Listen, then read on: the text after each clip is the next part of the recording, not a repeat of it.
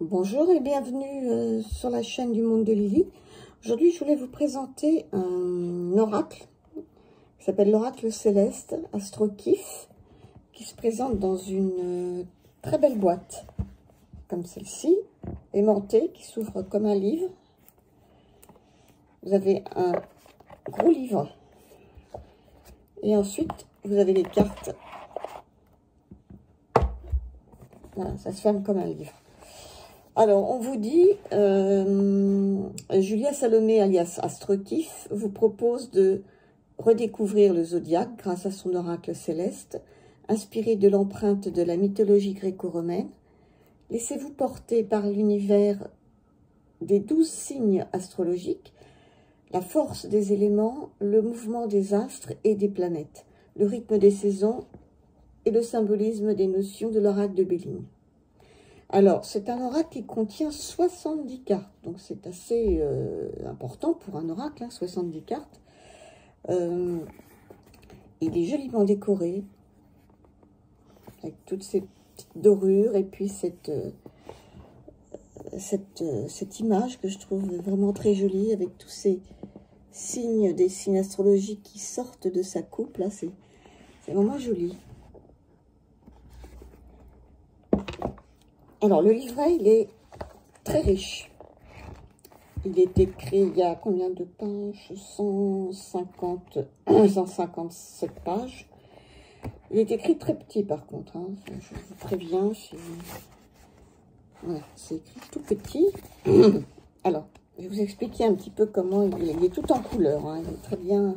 Un travail d'édition qui a été fait chez Lotus et l'éléphant, très beau. Hein. C'est très bien fait. Alors, il y a déjà ici, il y a les tirages qui sont expliqués.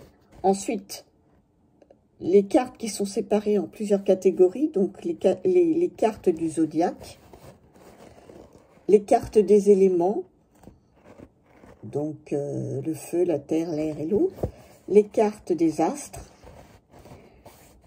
les cartes des maisons. Donc, il y en a 12, les transits planétaires, les cartes complémentaires avec les cartes des saisons et quelques cartes du Béline. Et ensuite, un à propos sur l'auteur et sur l'illustratrice. Voilà, il est tout coloré. Il y a une intro. Et après, chaque catégorie de cartes donc est séparé par des illustrations comme ça. Là, vous avez les tirages. Vous avez le tirage du thème astral. Le tirage du thème astral qui reproduit la forme circulaire du thème. Et c'est conçu pour traiter en fait tous les sujets et avoir un point de vue global sur votre vie. Et ça, vous pouvez le faire même si vous n'avez pas une question précise. Alors, la temporalité, vous la définissez avant. Vous pouvez dire, bon, c'est sur un mois, c'est sur un an, c'est sur...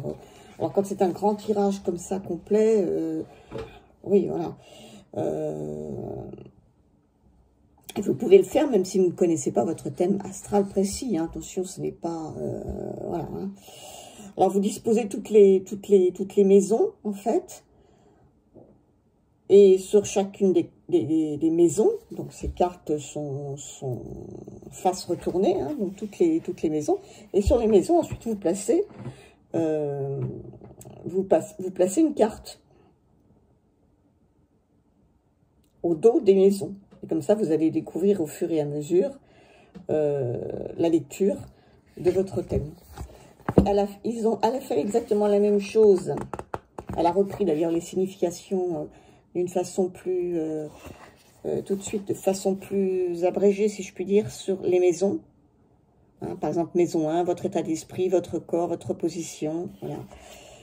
Et elle a fait également un tirage astral plus rapide, avec moins de cartes.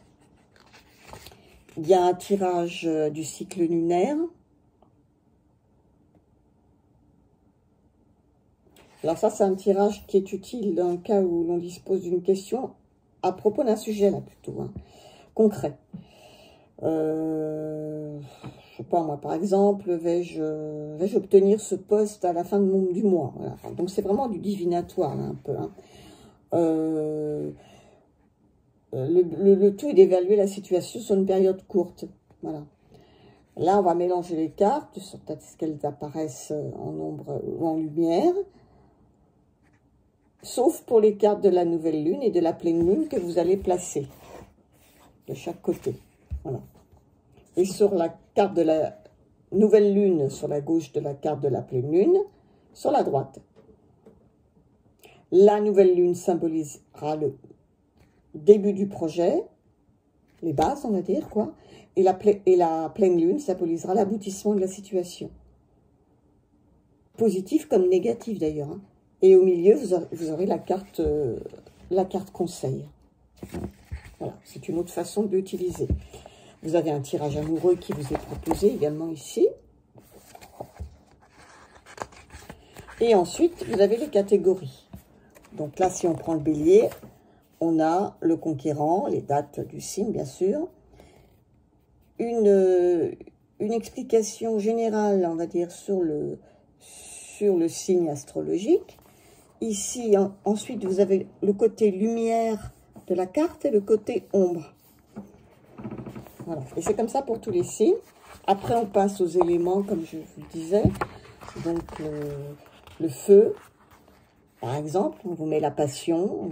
On vous dit que c'est régi par le bélier, le lion, le sagittaire. Et on vous met le côté lumière de la carte, toujours pareil, et le côté ombre. Donc, pour tous les éléments. Après, on passe aux astres. Alors, les astres, voilà. C'est la même façon de procéder.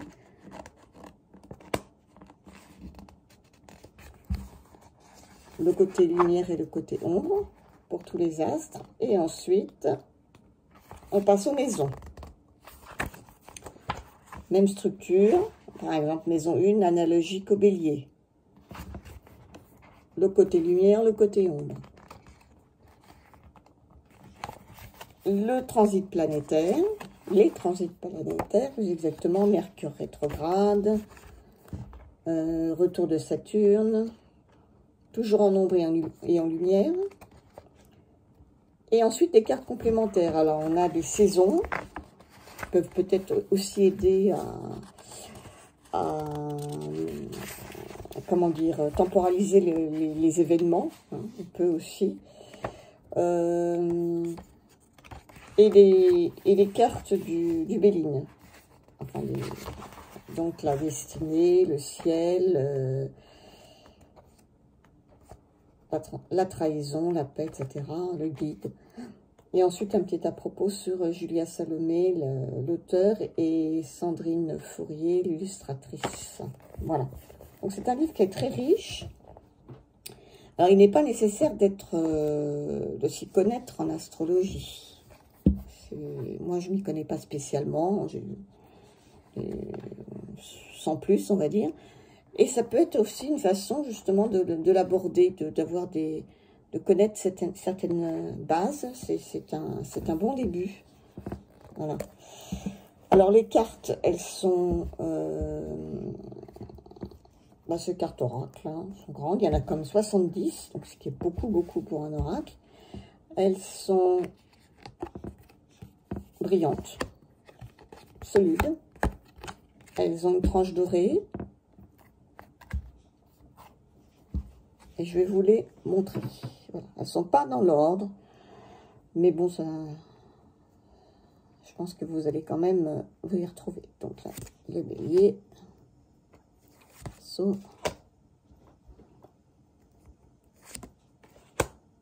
Par exemple, on a des cartes du Béline. Enfin, dans le Béline, elle est toute bleue, là. Elle est un petit peu revue. Hein. Voilà.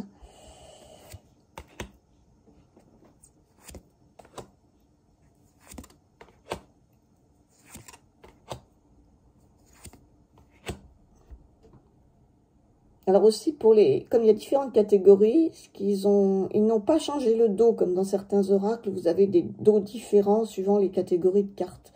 Là, le dos est pareil. Moi, je préfère, personnellement. Mais bon, après, ça, c'est une question de goût. Mais par contre, Vous avez, vous voyez, c'est dans le même, dans la même catégorie, là, il y a un travail d'édition qui a été fait. C'est le même style, là. On est dans les cartes complémentaires. Voilà. On est dans le même style.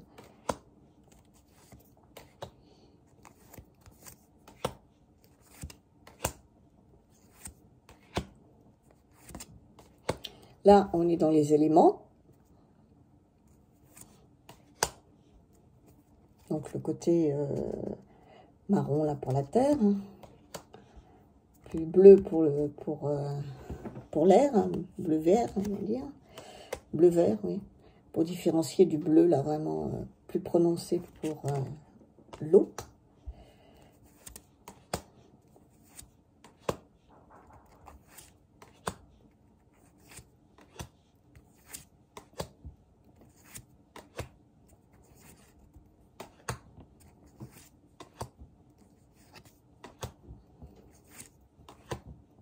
Alors, il y a une autre façon de l'utiliser aussi, vous pouvez vous l'approprier, hein, parce que là, c'est la façon qui est donnée dans le livret. Mais vous pouvez très bien aussi l'utiliser d'une autre façon, c'est ce qui fait un peu la richesse de cet oracle, enfin moi je trouve.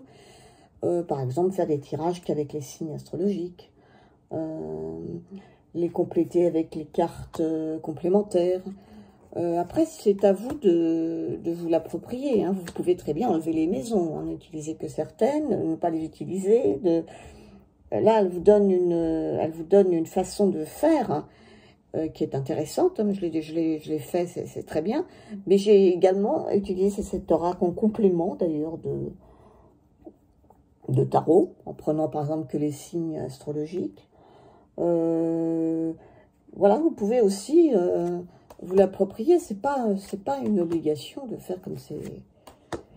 Et ça marche très bien aussi.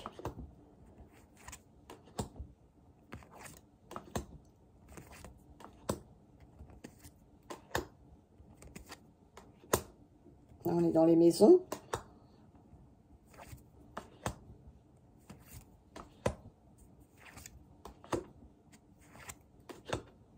Alors, il y en a beaucoup, évidemment, parce qu'il y en a 12. Hein.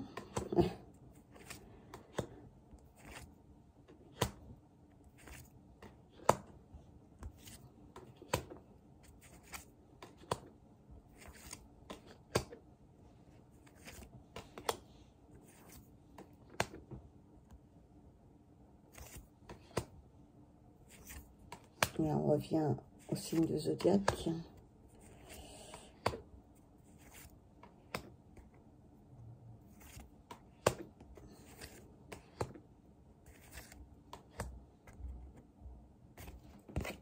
Et voilà.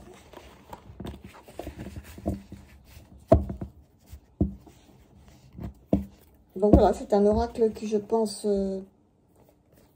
peut intéresser beaucoup de gens. Enfin, il faut quand même un minimum s'intéresser à l'astrologie. Je dis pas qu'il faut s'y connaître. Donc après, moi, je ne m'y connais pas du tout. Hein. Mais c'est une bonne manière, en fait, de l'appréhender. Et puis, c'est un oracle assez complet, intéressant. Il y a du contenu, il y a de quoi lire. Et ça, c'est bien. Voilà. Moi, j'espère que cette vidéo vous aura plu. Et puis, je vous dis à la prochaine fois. Au revoir.